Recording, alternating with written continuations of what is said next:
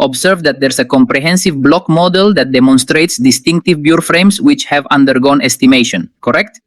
Here, what you're observing is a visual representation. The red identifies measured resources, the yellow indicates resources, the green highlights inferred ones, and the blue attributes to potential resources. Okay?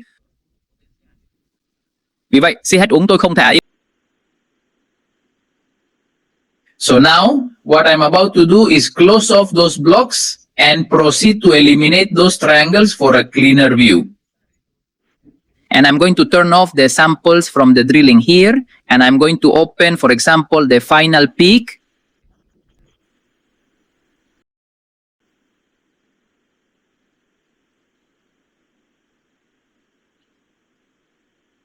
This was all achieved using RecMin.